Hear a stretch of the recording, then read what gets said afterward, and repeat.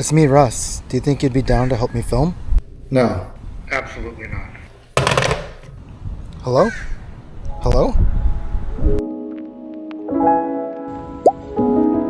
So if you're anything like me, sometimes you have no choice but to film alone. So over the last several years, I've been trying to figure out how to film. A lot of times I don't have friends to film with me, or at least people that would want to do that.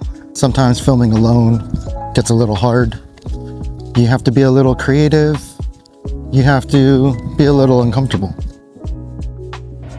Because I'm shooting alone, it requires me to shoot the scene multiple times from different perspectives. The main reason for me to do that is so I can make the scene a little bit more dynamic and to help me tell the story. I know it's time consuming and a lot of times it's joked about, but I feel like for the viewer, it just makes the experience a lot more enjoyable. I mean, that's kind of how movies are made. To think about it as a sequence of events. I think there's always a beginning, a middle, and an end. So now that you have the basics down, let me tell you the easiest way to film your story. I found a video by some creators called Becki and Chris, and they use something called the 7-shot sequence.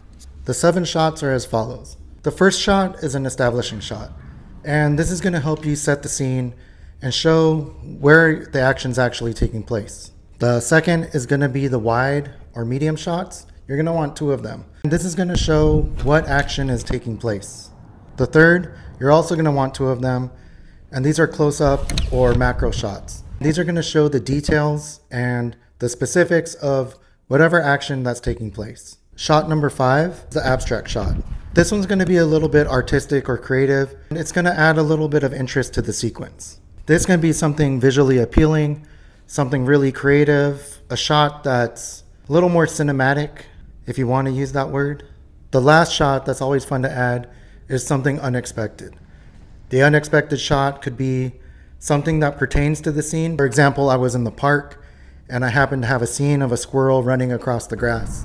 For me, that was my unexpected shot, just something different, still related to the scene, but wasn't necessarily so important that it helped tell the story. But if anything, I like to think of it as there's a cupcake, there's icing, and I feel like the unexpected shot is the sprinkles. It's just a nice touch. The 7-shot sequence is basically a great starting point to tell your story.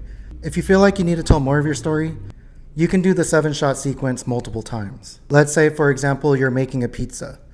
You can have the 7-shot sequence of you creating the pizza, another 7-shot sequence of you sticking the pizza into the oven, and then another 7-shot sequence of you pulling the pizza out and actually serving it.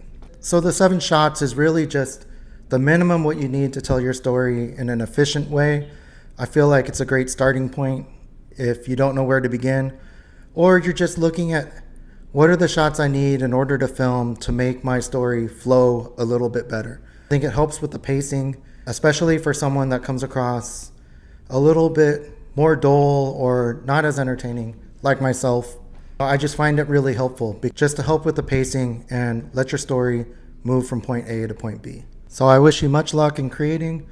Hopefully all of this has helped, and I look forward to watching what you create. Until next time.